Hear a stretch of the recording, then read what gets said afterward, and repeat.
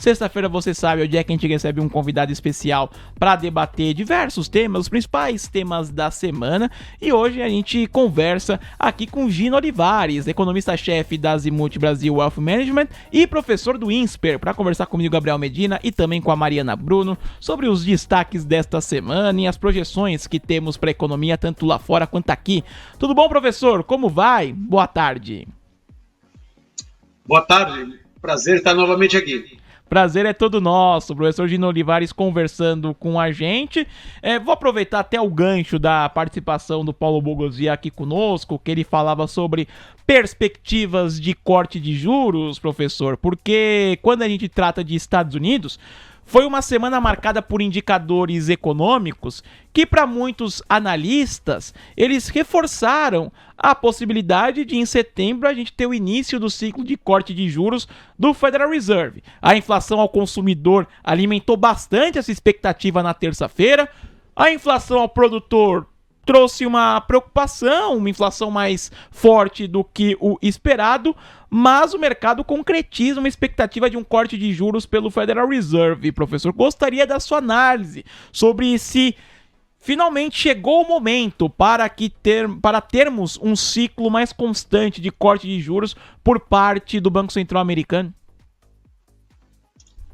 Bom, obrigado pela pergunta. A questão me parece um pouco mais complicada do que as análises que estão circulando por aí apontam. Resumidamente, o choque de tarifas para os Estados Unidos é um choque negativo de oferta. O que isso significa? Que ele, ao mesmo tempo, reduz a atividade e puxa os preços para cima. Então, a questão é a seguinte: o fato de estarmos vendo dados de atividade mais fraca não necessariamente sugerem a necessidade de corte de juros. Certo? Então tem que olhar o combo preços e quantidades, atividade e inflação. Então, os dados de atividade efetivamente parecem estar vindo um pouco mais fracos, né? E sobre a inflação, a despeito da inflação corrente no CPI de julho não ter aparentemente deixado explícito a piora da inflação, né? Eu vou me restringir basicamente à fala dos próprios analistas do Fed, dos membros do board, que na sua última reunião sinalizaram, né, que eles estavam precisando esperar, porque essas pressões inflacionárias, produto das tarifas, elas iriam aparecer bem mais para o fim do verão do hemisfério norte. Estamos falando de agosto, setembro, né? O que isso quer dizer? Que na visão deles, a inflação ao consumidor deve começar a sentir os efeitos das tarifas, certo? Nesse mês, no próximo, deveriam começar a aparecer. Ok? Então, não deveria surpreender, em princípio, o fato do CPI não ter vindo com grandes surpresas, embora possam ser discutidas nuances, né? E tivemos um resultado do PPI, né, no qual não apenas veio acima das expectativas, veio muito acima do que o mais pessimista dos analistas esperava. Se você olhar para as estimativas que são coletadas pela Bloomberg, o mais pessimista apontava uma inflação de 0,4 e veio 0,9. Se você analisar com um pouco mais de detalhe a abertura, viu que teve pressões aos preços do produtor, tanto nos preços dos bens quanto nos serviços, né? E nós sabemos, porque é assim que funcionam as coisas, certo? Que o primeiro impacto tem que ser nos preços ao produtor e o segundo impacto será sobre os preços ao consumidor depois, tá? Então, eu não compartilho a visão de que porque a inflação não apareceu até agora nos indicadores oficiais, isso significa que não vai aparecer, né? A análise, por exemplo, dos PMIs, né, que são indicadores coincidentes de atividade e inflação, apontaram para o mês de julho, os dados que foram divulgados há uma semana atrás, um pouco mais, certo? pressões significativas de custos, ou seja, os gerentes das empresas estão apontando que eles estão sofrendo grandes pressões de custos, né, nos bens e principalmente nos serviços, ok? E então o que resta ver, e é o que o Fed deveria estar monitorando, é que se essas pressões efetivamente essas pressões de custos que os empresários vão querer transferir para os preços para preservar sua margem de lucro, vão a conseguir ser repassadas.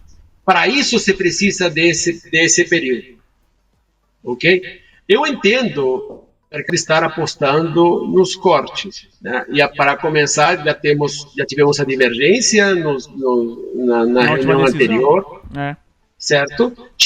Agora vamos a ter um novo membro do board que vai votar, substituindo a Adriana Kugler, que é da cozinha do Trump, e que ele certamente será o terceiro a votar por corte de 25%, né? E tem o restante do comitê, do Federal Open Market Committee, certo? Que tá dividido, isso a gente já sabia. Se pode cortar ou não, nem eles sabem, acho que a essa altura do campeonato, qual será a decisão. Eu acho que ela é uma possibilidade. Mas eu queria chamar a atenção, e por isso eu queria encerrar esse meu longo primeiro comentário, certo? É que quando a gente faz análise econômica, quando temos uma economia sujeita a choques, como é o choque, temos que analisar qual é a natureza do choque, se ela é de oferta ou de demanda. Se o choque fosse um negativo de demanda, certo? Ele diminuiria a atividade, mas seria desinflacionário, ele ajudaria ao combate à inflação. O choque das tarifas nos Estados Unidos não ajuda a baixar a inflação, uma inflação que estava baixando e que existe o risco de não continuar caindo, né? Então, não deveríamos nos apressurar a tirar conclusões precipitadas simplesmente porque a atividade caiu ou porque a inflação ainda não apareceu, tá? Provavelmente a inflação será um fenômeno temporário, certo? Isso é o que diz a teoria econômica e o que a maior parte dos economistas fala. Quando que um choque temporário de tarifa deixa de ser um choque temporário?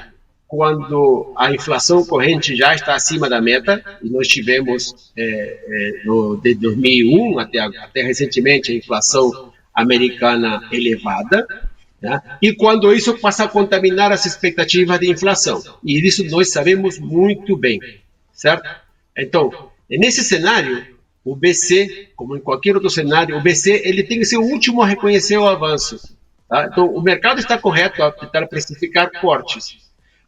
Teremos um evento, isso é uma coisa muito importante, teremos um evento do Jackson Hole no próximo sábado, se não me engano, ou sexta, no tradicional Opening Remarks do Powell. Ele vai ter a oportunidade de colocar um discurso onde ele vai colocar, não tenho dúvida que ele sinalizará se mantém a sua posição de que precisamos continuar esperando ou abre espaço para cortes. Perfeito. Saberemos naquele momento só. Na próxima semana. O simpósio inicia quinta-feira, né? Normalmente o discurso do Jerome Powell é na sexta ou é no sábado, né? Sexta de manhã. Sexta pela manhã. Sexta pela manhã. E teremos essa informação, vamos ver como ele vai passar. Inclusive, né, Mari, com base no cenário que o professor traçou aqui pra gente, você tem uma pergunta pra ele, certo, Mari? Exatamente. Boa tarde, Gino. Um prazer te receber aqui no nosso Tarde TC News. Que bom que você topou novamente. E realmente, indo na sua linha aqui de raciocínio, você até comentou sobre as falas dos dirigentes, sobre o impacto tarifário, que só poderia ser visto realmente a partir do verão. Só que o que a gente tem agora? A gente tem uma pressão por parte do presidente dos Estados Unidos, Donald Trump, em alguns dirigentes do Fed. E esses mesmos dirigentes, tem os dirigentes que apoiam um corte, tem os dirigentes que apoiam a espera de novos dados econômicos para entender o real impacto dessas tarifas. Além disso, na semana passada, o governo americano fez uma nova pausa de 90 dias sobre as tarifas contra a China. Além disso, o Trump também vai estabelecer, na verdade, na semana que vem, novas tarifas sobre chips e aços. Como essa volatilidade na escolha do Trump sobre pausa tarifária, novas tarifas, pode afetar a escolha do Fed e caso ele se precipite em cortar os juros, o que pode acontecer? Qual a sua análise? Tá. Você tocou vários pontos importantes. se tivesse que colocar alguma palavra, síntese de todas essas coisas que você mencionou que o Trump vai fazer, é que a incerteza, que ela continua. Ok? Então, a incerteza não se diluiu. A trégua só adia uma resolução, não resolve nada, não sabemos, continuaremos sem saber qual vai ser o desfecho dessa negociação. Né? E em relação às questões, elas de fato existem, e espero para quienes eram céticos em relação a isso, vejam o importante de ter um Banco Central independente. Né? Nós tivemos um episódio semelhante aqui,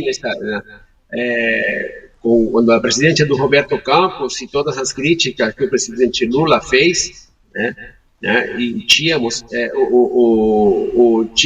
explicitamente a reclamação do Lula de que ele não podia demitir o Roberto Campos, e estamos vendo isso agora, em uma economia na qual isso usualmente não acontece, certo?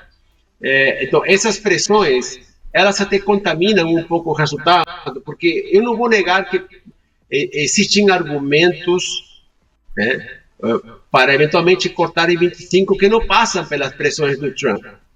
O problema vai ser se as pessoas entenderem que o Fed está cortando não porque tenha bons argumentos para cortar, sim porque está cedendo às pressões. Se for esse segundo caso, esse é um problema sério. Né? Nós já tivemos também um episódio aqui, e eu vou comentar aqui, quando na presidência do Banco Central do Alexandre Tombini, né, quando a presidente era Dilma Rousseff, onde todo mundo falava, e parecia, de certa forma, que os fatos têm isso, de que a presidência da República exercia uma influência enorme sobre as decisões do Banco Central. Vimos no que acabou. Né? Então, não estou dizendo que vai acontecer a mesma coisa em termos qualitativos, em termos de intensidade do que aconteceu no Brasil em 15 e 16, né? Mas vemos que essa interferência acaba tendo um impacto negativo, porque ajuda a desancorar expectativas, certo? Né? Porque acaba politizando uma decisão que tem que ser eminentemente técnica, né? Porque passa-se a questionar se efetivamente o Banco Central está fazendo o que deveria ser feito para receber o mandato ou está fazendo o que é mais conveniente para o presidente. E aqui eu gostaria de adicionar um outro fato. Veja o que aconteceu com a pessoa responsável pela divulgação da elaboração e divulgação das estatísticas de emprego nos Estados Unidos. Uhum. Tá? Então, vejam só, logo depois, se você olhasse na semana seguinte o Wall Street Journal, você encontraria que tinha um artigo grande de meia página dizendo, onde um articulista colocava as coisas que poderiam acontecer nos Estados Unidos. Sabem quem estava colocando como exemplo? A Argentina. Quando a Argentina manipulou tanto os indicadores de inflação que ninguém começou a prestar atenção a eles, e surgiram outras iniciativas privadas de cálculo de inflação, porque as estatísticas oficiais argentinas não tinham nenhuma credibilidade. Então, estamos assistindo a um desmonte de instituições em todas as dimensões, mas principalmente econômicas, certo? Você tira o presidente, a chefa do BLS, porque você não gostou do número de emprego. Aí você quer demitir o presidente do Fed porque ele não corta os juros. Né? E aí começa a se desmontar uma instituição que sempre foi elogiada por todo mundo. Uhum, perfeito, professor. A gente está conversando aqui no nosso Tarde TC News com o professor Gino Olivares, professor do INSPER, comentando sobre o cenário americano. Eu queria aproveitar nosso tempo também, professor, para perguntar de Brasil. Se tem essas dúvidas em relação aos Estados Unidos num ambiente em que muitos já falam em corte de juros, imagino que dá para pensar sobre o Brasil com os desafios aqui, apesar de um IPCA baixista nesta semana, que trouxe esse alívio inflacionário de certa forma, mas por outro tem a questão fiscal que o Banco Central fica olhando, até mais depois das divulgações, né, do pacote que o governo brasileiro anunciou para conter as tarifas de Trump, um socorro que tem um impacto estimado de 9 bilhões e meio nas contas públicas, o professor. Então, como analisar com base nesses dois pontos, tanto a inflação quanto o fiscal? E pergunto para o senhor, dá para imaginar em algum corte de juros neste ano, como essa semana passou a aventar, professor? Tá, eu vou responder logo de cara, mas depois eu vou elaborar a resposta à sua última pergunta. Tá? Mas eu vou elaborar. A questão é a seguinte: não fosse por essa crise política, essa crise das tarifas que teve um desdobramento político relevante, certo? Estaríamos discutindo um cenário econômico prospectivo para o Brasil bem mais alvissareiro. E vou tentar explicar por quê, né? Nós estamos com problema de inflação. Eu vou deixar por um momento a questão fiscal do lado.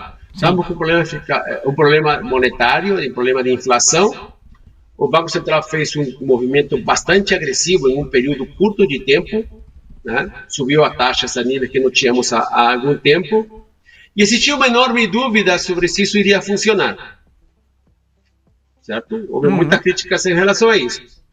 Eu diria assim, a boa notícia nas últimas semanas, né, é que efetivamente parece que a política monetária começou a dar sinais de que está funcionando. E isso como?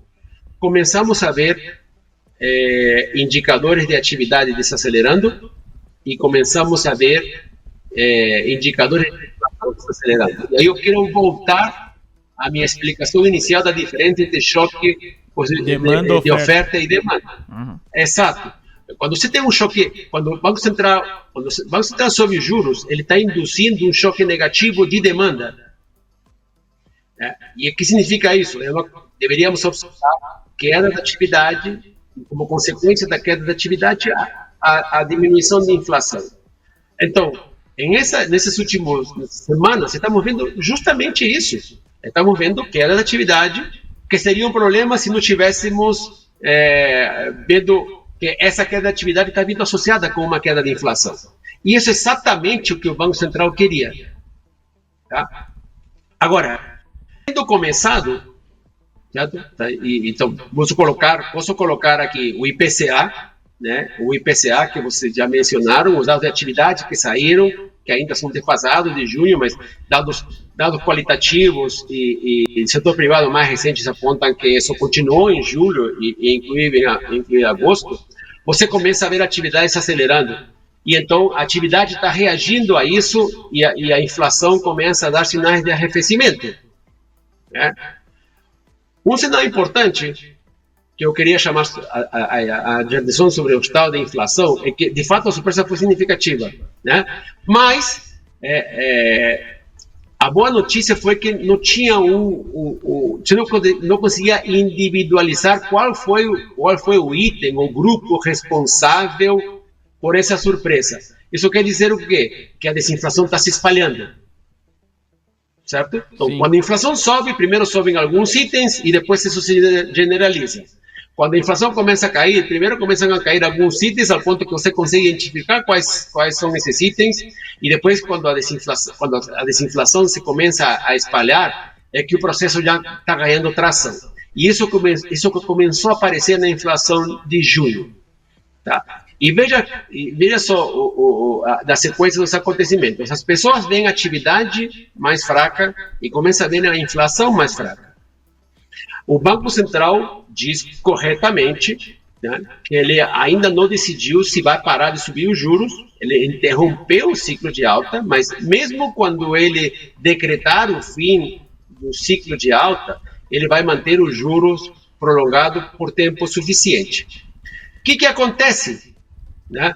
Se as pessoas veem a atividade caindo, a inflação caindo e realmente passam a acreditar que o Banco Central não vai baixar os juros, o que vai acontecer com essa expectativa de inflação? Se as pessoas veem a atividade caindo, vão esperar menos inflação na frente. Se eles começam a esperar menos inflação na frente, significa que as expectativas de inflação para o horizonte 2026, 2027 passam a cair. Certo? Sim. Se as pessoas veem que os analistas, que as pessoas que fazem conta passam a esperar uma inflação menor no futuro, elas têm menos incentivos a reajustar seus preços hoje, o que reforça a queda da inflação. Então, o que eu estou explicando aqui de forma breve é que estamos, na minha opinião, prestes a entrar num círculo virtuoso, Sim. em que a inflação cai, a atividade cai, isso leva as pessoas a esperarem menos inflação, e porque as pessoas esperam menos inflação no futuro, a inflação cai mais agora. Tá. Né? E aí as coisas começam a se encaixar. É como a questão da expectativa de inflação é como aquele coisa assim, quando você alinha todas as peças do dominó e derruba a primeira puxa a segunda, que puxa a terceira, e puxa a quarta, e puxa todas as peças. Então, a primeira peça era a inflação de 2025. Ele está começando a ser, já tinha começado a ser revisada para baixo, e foi mais intensamente a partir do IPCA que se foi divulgado essa semana. No último mês começou a revisão das expectativas de inflação de 2026, e eu imagino que vai ter uma revisão relevante no fórum divulgado na segunda-feira.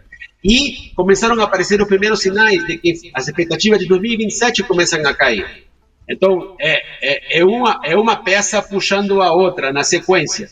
Quando tudo isso cai, né, o que acontece?